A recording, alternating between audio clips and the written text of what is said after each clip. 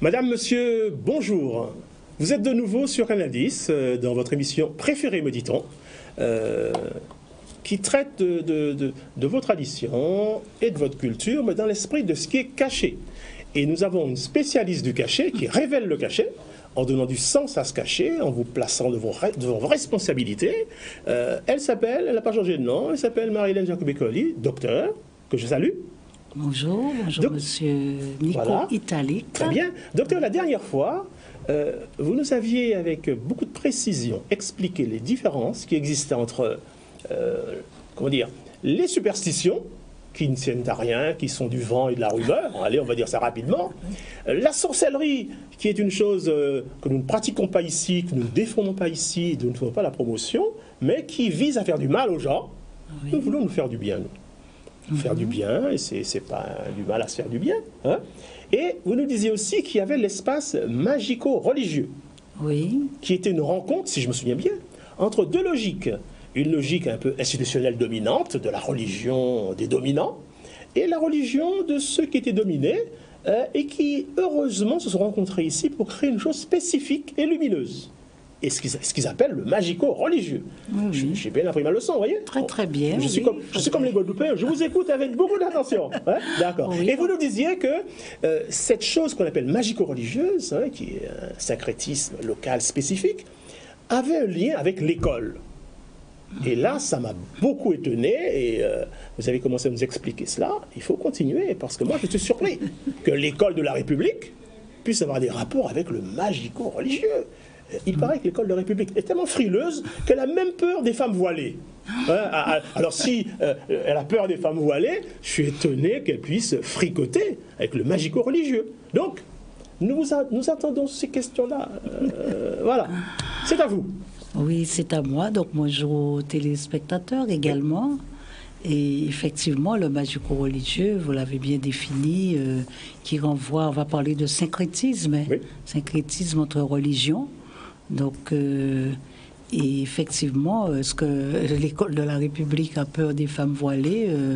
Je n'en doute pas. Je pense plutôt qu'il y a un rapport avec la laïcité, qu'il y a plutôt un rapport avec la défense ou la protection de la culture de l'espace géographique concerné. Mais je ne pense pas que ce soit toute une question de peur. C'est vrai que certaines religions inscrivent certains citoyens, certains individus dans la peur, une peur permanente, et comme pour les obliger à changer de position.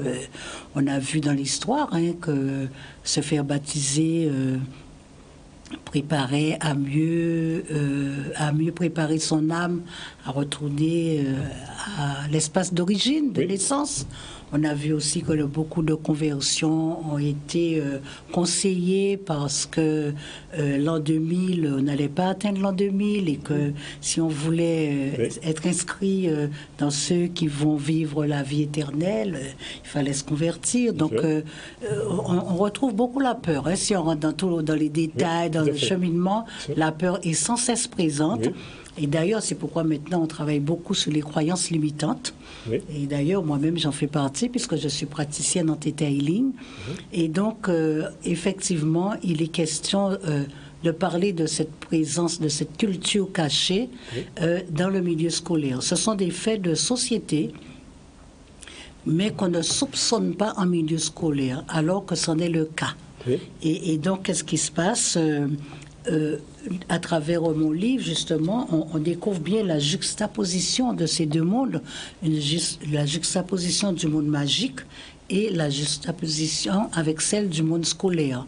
Et donc, le monde scolaire défend certaines normes qui sont celles de l'institution, hein, et qui n'ont rien à voir avec les valeurs familiales, qui sont pourtant utilisées dans l'espoir ou dans l'espoir de mieux aider les enfants à mieux travailler, ou dans l'esprit aussi de protéger les enfants et de les aider à répondre de façon plus juste aux attentes. Donc, docteur, vous semblez déjà nous dire, docteur, que tout le monde est ici. C'est-à-dire que dans cette question-là, docteur, tout le monde est ici. Alors, il faut nous expliquer. Parce que, bon, on peut penser peut-être que c'est par effraction que le magico-religieux rentre dans le scolaire. Vous me dites, semble-t-il que non. Vous avez, en une phrase de synthèse, parlé des étudiants, des parents, des enseignants. Docteur, est-ce que c'est vrai qu'autour de cette question-là, tout le monde est ici? Oui, tout le monde est ici. Oui. Tout le monde est ici.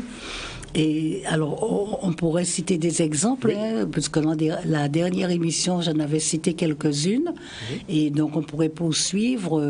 Au niveau des enfants, par exemple, oui, bon, allez-y. Oui. Les meilleurs témoignages viennent du fait que on pouvait s'entendre dire, et je préfère lire pour m'assurer que je ne déforme pas le discours de tout un chacun. Docteur, comme c'est en lien avec le scolaire, nous vous autorisons à lire. Allez-y. Alors, donc, j'ai pu entendre au niveau de certains enfants, j'ai pu m'entendre dire, ma grand-mère disait toujours que les gens sont jaloux et méchants. Il faut se protéger contre la sorcellerie. Un autre a pu me dire, pour nous protéger et bien retenir nos leçons, le soir, on s'asseyait sur le bord du lit de notre grand-mère et on priait. Des paroles d'enfants, docteur. Des paroles d'enfants. D'enfants, qui disent cela. Ah oui.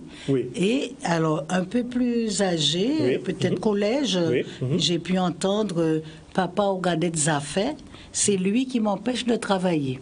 Donc, on voit la relation qu'il y a. Déjà, je dirais la présence omniprésente de la grand-mère, qui fait elle transmet une connaissance qu'elle a à ses petits-enfants. Et quand on dit à un enfant en pleine cour de récréation, papa regarde des affaires, c'est lui qui m'empêche de travailler.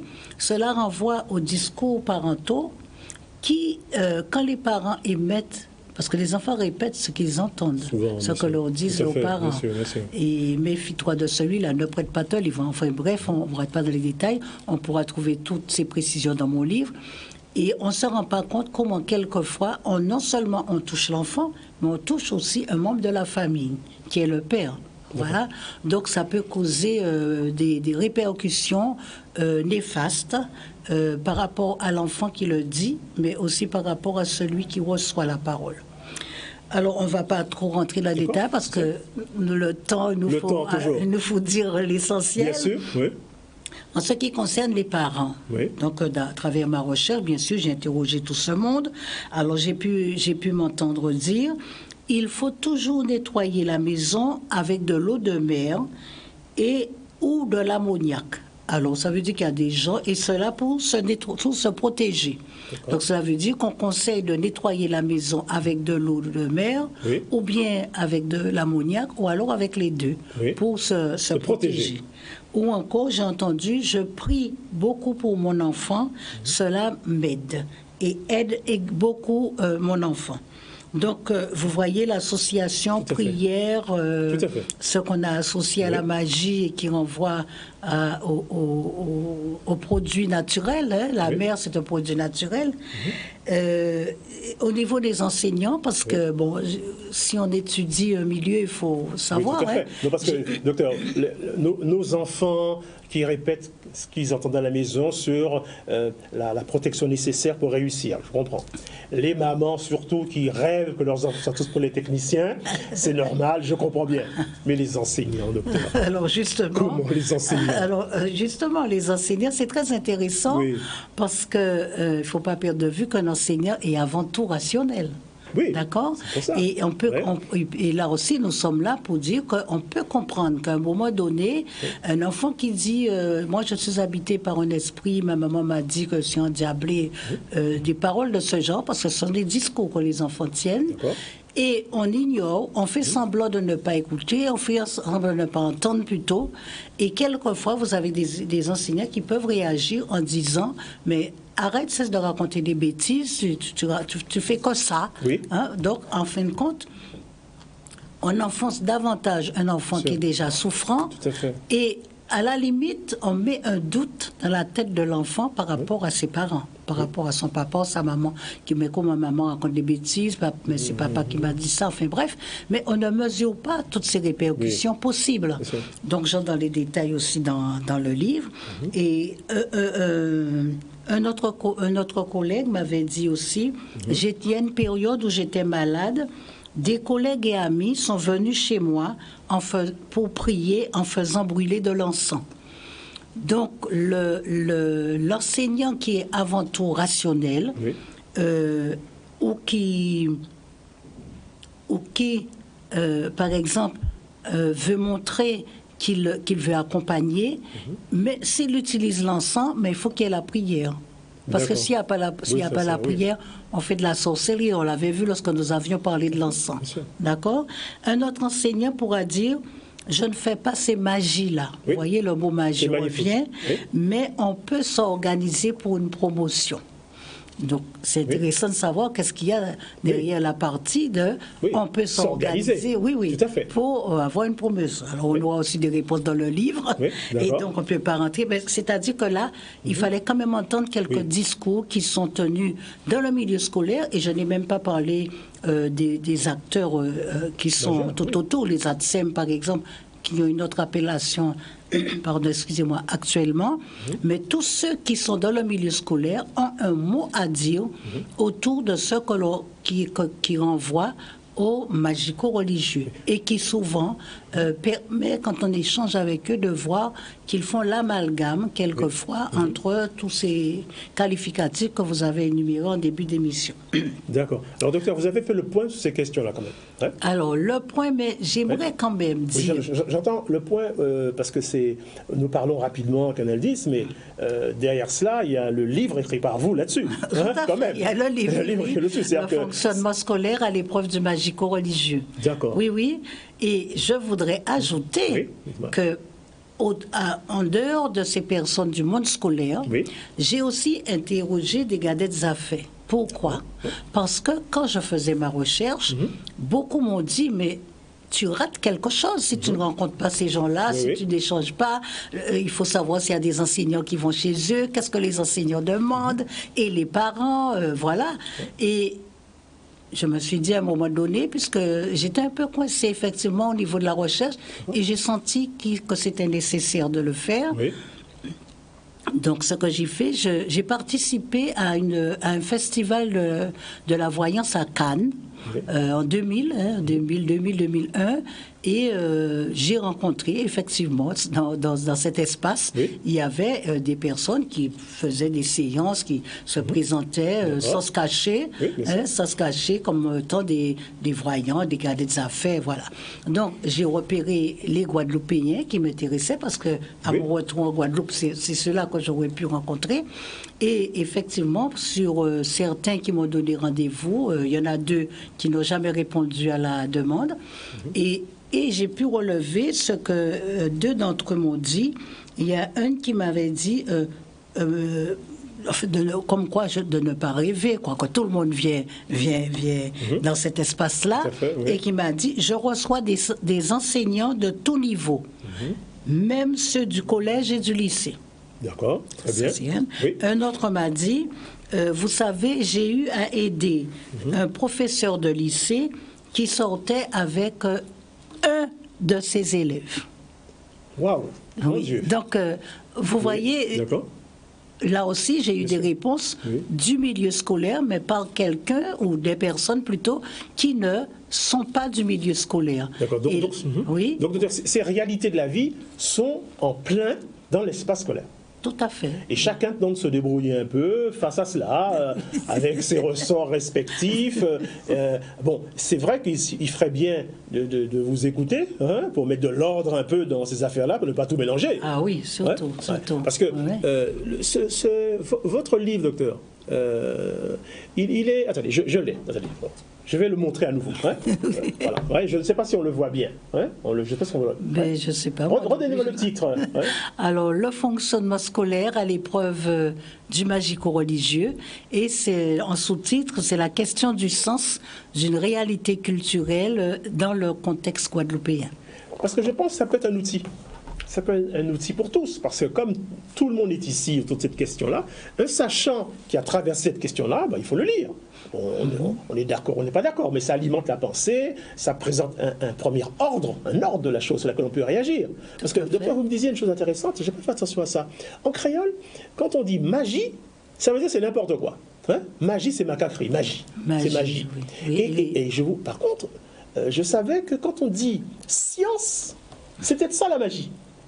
C'est-à-dire souvent, Légitimus, par exemple, je connais bien Légitimus, on disait, son son était connaître la science. Il était une science. Oui. En fait, c'est la magie, je crois. Son son n'était pas... son son, c'est un magicien.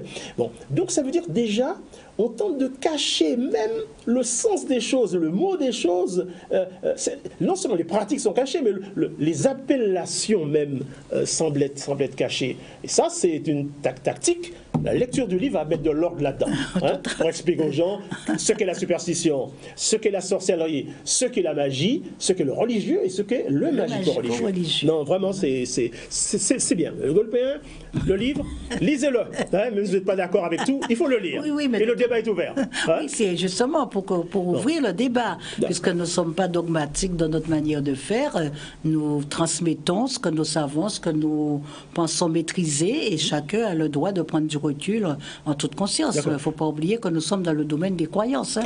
Et docteur, vous ne découragez pas les mamans qui vont à Compte Parfum acheter leurs petits produits pour leurs enfants. Je ne suis pas là pour leur dire allez-y, je ne suis pas là pour leur dire n'y allez pas. Je respecte leur choix. Je respecte leur choix. Et d'ailleurs, Compte Parfum, je dirais, porte flanc à ça, parce que quand il y a certaines définitions qui me sont données et que je veux contrôler, parce qu'on vous dit des choses, mais il faut contrôler, bien surtout quand vous êtes chercheur, donc vous n'allez pas transmettre tout et n'importe quoi. La rumeur, il faut bien vérifier ce qui vous est dit. Bien sûr. Et c'est ainsi, d'ailleurs, que la dernière fois, nous avons eu à énumérer des produits que l'on trouve à Compte Parfum, justement, et particulièrement en période de rentrée scolaire. Il y a aussi d'autres périodes de l'année, mais à la rentrée scolaire, il y a des personnes qui y vont. Et la dernière fois, on avait énuméré quelques-uns. Et je me suis renseignée pour savoir exactement pourquoi on achète tel produit et pas un autre. Ah, c'est très bien. Alors, j'ai noté là aussi... Ça, docteur, dites-nous tout. Ça peut nous intéresser. J'ai noté aussi pourquoi ils achètent ces produits-là. Alors, il y a des parents qui m'ont dit... Alors, on aborde, donc on a dit la question des croyances, mais aussi la question des comportements. D'accord? Donc, alors, je vais utiliser de l'eau de mémoire, m'a dit une maman, pour mon enfant, parce qu'il a une difficulté, il ne retient pas ses leçons. D'accord. Alors, quand elle va à Compte Parfum acheter de l'eau de mémoire, elle sait que c'est pour cette raison. D'accord. Alors, la mémoire, c'est pour retenir les leçons et aussi pour pouvoir, par la suite, répertorier ce qu'on a retenu. D'accord. Ensuite, il y a plusieurs eaux. Vous vous souvenez que nous avions fait une émission spéciale Plusieurs émissions sur l'eau, donc spéciale. Que c'était intarissable. Et bien voilà, on se retrouve avec etc. d'eau là aujourd'hui. Il y a aussi l'eau de réveil. L'eau de réveil. L'eau de réveil, c'est aussi pour avoir une attention soutenue. Bien sûr. Alors, quand on est enseignant, on sait bien qu'après 45 minutes, c'est pas évident et tout ça. Mais il y a des enfants, excusez-moi, avant 45 minutes qui décrochent, comme on dit, qui ne sont plus... Donc, si l'enseignant dit aux parents, oui, mais son attention n'est pas soutenue, il faut... même si l'enseignant donne des exemples de ce que le parent pourrait faire avec l'enfant pour aider à garder son attention en éveil, mais le parent, pour lui, il faut aussi acheter l'eau de réveil qui va aider cet enfant à garder une attention soutenue. Il y a aussi ce qu'on appelle l'eau divine, et il y a l'eau divine et l'eau céleste. Pour ces deux-là, les personnes que j'ai rencontrées m'ont donné la même réponse pour ces deux eaux, c'est-à-dire c'est pour que l'enfant soit guidé par les bons esprits. Très bien. Et alors, guidé par les bons esprits, mais j'ai demandé à quel moment, comment, quand on est surtout en milieu scolaire, eh bien, c'est parce qu'il y a des gens qui m'ont cité la situation des examens. Oui. On est dans un choix de sujet, voilà, donc on est bien guidé, voilà. Il y a aussi un parent qui m'avait dit que elle aussi, c'était une maman, elle se baigne aussi avec cette eau divine ou céleste. Si elle doit faire un choix d'enseignant, mais ça c'était un parent dont l'enfant était au primaire, à l'élémentaire, donc mon choix de l'enseignant, qu'il ne soit pas avec un enseignant méchant. D'accord. Donc les gens donnent une explication à ce comportement d'achat de produits pour leurs enfants. Il y a aussi ce qu'ils appellent l'esprit divin. Alors, l'esprit divin, c'est pour une bonne concentration intellectuelle. C'est ce qu'ils ont dit. Alors, à part ces eaux, il y a un produit qui est revenu très, très souvent. C'est le lait d'iris. Le lait d'iris, oui.